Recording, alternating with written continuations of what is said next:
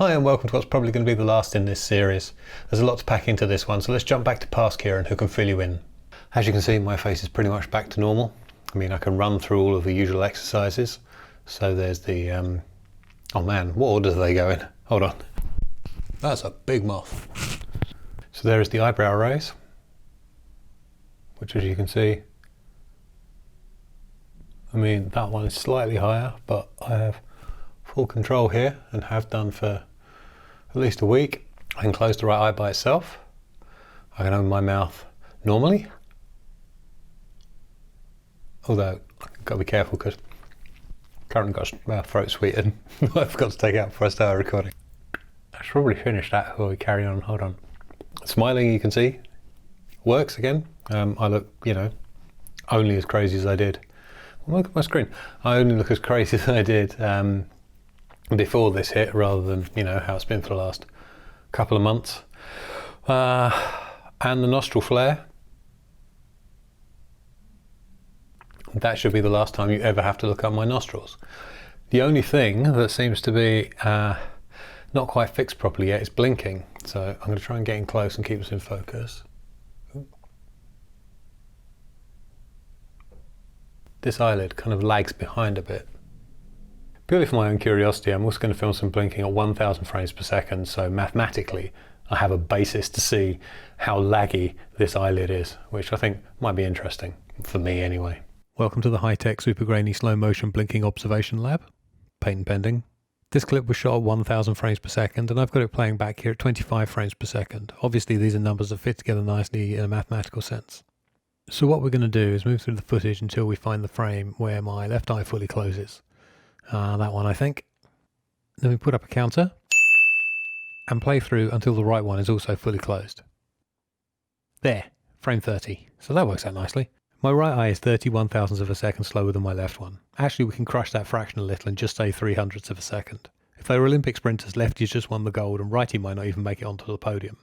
Of course, this is just a one blink, chosen at random from the half a dozen or so I filmed at this speed. There could be tiny differences every time I blink. I'm going to keep on doing these 1000 FPS tests to see if the right eye catches up, 1,000th of a second at a time. So I'm not going to be doing my run of daily exercises anymore. All I'm going to be doing for myself only is blinking into this camera every day or so, probably at regular speed and in slow motion, so I can see improvements. I think the slow motion will be important there. I haven't necessarily been shooting these videos every day lately because I've either forgotten or I've been too busy, or there's been just a disgusting heat wave here in the UK recently that's rendered me incapable of doing anything useful. But if I said anything pertinent in the footage you haven't yet seen, this is where it'll get edited into this video. Yes, I look like absolute dog dirt, but that's because I've just sprinted out of bed on a Saturday morning to get in front of this camera and do this. We're trying to do that for 3 days. In front of the camera. It's still not good here, I think, because of the light. Let's go somewhere else. Let's go somewhere darker. Okay, I'm not looking directly into a light now. Here we go. See that? I know I still look weird, but that's me being able to close my right eye by itself for the first time in a month, pretty much. The other thing I can now do, that I couldn't before, and this will make you laugh because it's such a basic thing that toddlers can do and babies can do, is this. I'm aware it still looks a bit weird and lopsided, but previously I hadn't been able to put enough tension here to puff out this cheek. And while it's still a bit, you know, seal of a balloony, it's vastly better. Heck, it's a bit David Lynchy. Still higher and more wrinkly on the left hand side, but I mean, if I don't smile as much on the left, so I get max on the right and not max on the left, I could pass for human. It is Tuesday the 11th of August 2020, it's boiling hot, I've got a fan on, I don't care if you can hear it, that's rude. All of the electrical activity I've been feeling has gone, apart from this eyelid, which every day, for most of the day in fact, just jiggles. Just along the I'm going to get in close along the eyelash line. It's not doing it now, but I guarantee that'll pick up again later today. And if I didn't have anything else to say, you've just seen a horrible jump cut to this section where I'm going to tell you that I've been sick again, which leads to the next important thing, which is that I have got a COVID home testing kit because my illness showed secondary symptoms of COVID, and of course I want to rule that out every time I get ill, basically. So let's do that on camera. I was quite surprised when it turned out to show up in an Amazon pack. I wasn't expecting that at all. We've got a box to send it back in. We've got the instructions here. There's the thingy you need to put your sample in. It's a wipey thingy, I think. The actual stick it in your mouth doodad. The plastic bag. I don't know why it wasn't in the plastic bag, because that's the bag you put it in to send it back. So what I'm going to do is just run through the instructions and do a COVID-19 home test on camera. I hope this is instructional to somebody, or at least entertaining. So here we go. So you have to put these in designated post boxes, and thankfully there's one just around the corner from my place. So I'll be doing that tomorrow. Only register your test kit just before you take your test. God's sake. It's partly on me. I probably should have read this earlier. Okay. Let's get it the right way around. Everything correctly. gov.uk/register-home.test. Bam. Do you know how you return your test kit? Yes. Continue. My order ID will be in my email. 1, 2, 3, 4, 5, 6, 7, 8. My order ID is not in my email. Fucking brilliant. That is so dumb. Aha! It's in a different email. Paste that in there. My name is my name. My date of birth is very, very old. My Royal Mail barcode reference is, that'll be here. Enter your unique test kit barcode. Test kit barcode on the front of the booklet. You can do this with the camera on the computer. So I just hold that there. There we go. Made a horrible beeping noise. Do not post your test on a Sunday or a bank holiday. I'm taking the test today at 8 p.m. Security check. I'm not a robot. Okay. Registered. I can put this away and we can get on with the test. Wash your hands thoroughly for 20 seconds. Clean and dry a surface and unpack the home test kit onto. We've done all of this. Look inside the mouth, find your tonsils. I know where they are. I've had horrible tonsillitis in the past. Gently blow your nose and cough into a tissue. I'm not going to do that on camera.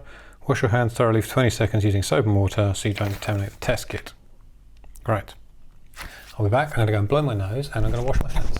1 minute, 37 seconds later. Open the package and gently take out the swab. This will be used for both tonsils and nose.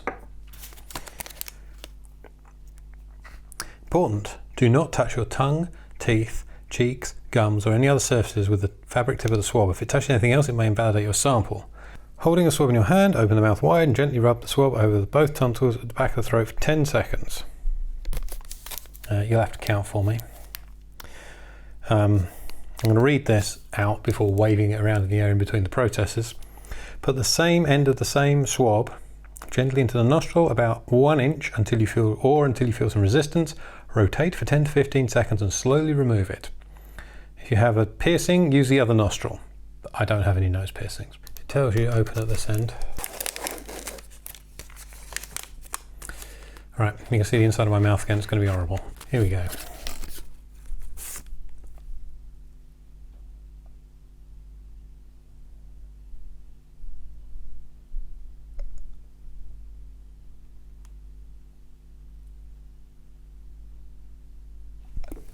That's not pleasant. It's made one of my eyes water.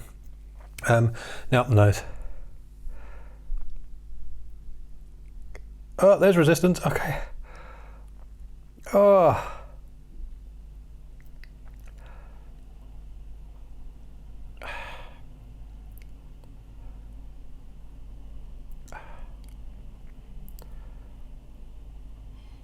Okay, I count to 15 in my head. That's enough. That's enough. Okay, let's take the lid off the bar.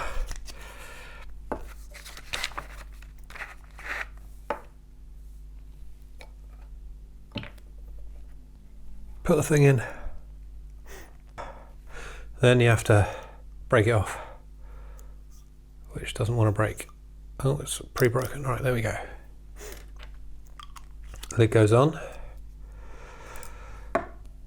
Put that down, go wash your hands again. 2 very boring minutes later. Right, so now we've got to page 15, step 12. It says first place the absorbent pad into the Ziploc bag, which means the stuff wasn't supposed to come in this bag in the first place, so that's good. Like so. And then you put the vial in.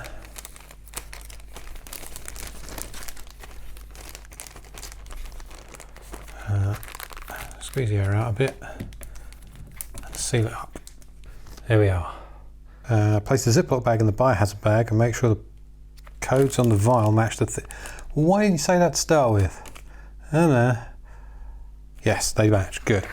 The biohazard bag is a little bit complicated. There is a flap thing on the back, right? No. Really? Which isn't helpful.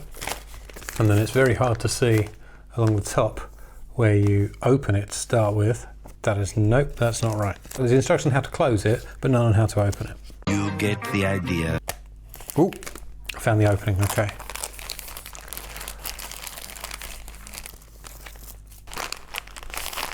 Right, that is our sealed bag. Oh, we've got to construct the box first, a little bit of origami for you. I think anybody who's ever worked in pizza delivery will be better at this than I am. Bag in the box, which is slightly too small for the bag. And we take it to the post box. Several days later. Yep, I posted that on Monday. Today's Saturday, and late last night I received the email and text message telling me that I am once again negative. So that's obviously very reassuring. So anyway, the thrust of these videos was supposed to be Bell's palsy rather than COVID, and as you can see, my face is back to 95% normal. It might sound a bit weird, but it still feels a little bit disconnected, kind of like I have two halves of a face rather than one whole one, but I think that feeling will go once my blinking goes back to normal. I do think though that it's improved enough that making these videos has kind of become redundant. I'd like to thank everybody for watching, and I hope that if somebody in a similar situation stumbles upon these in the future, that they find them of some sort of use and comfort. And I guess in closing, what I would say to those people is, yes, it sucks, but get it treated early and it seems everything will turn out okay. Thanks again for watching, and goodbye.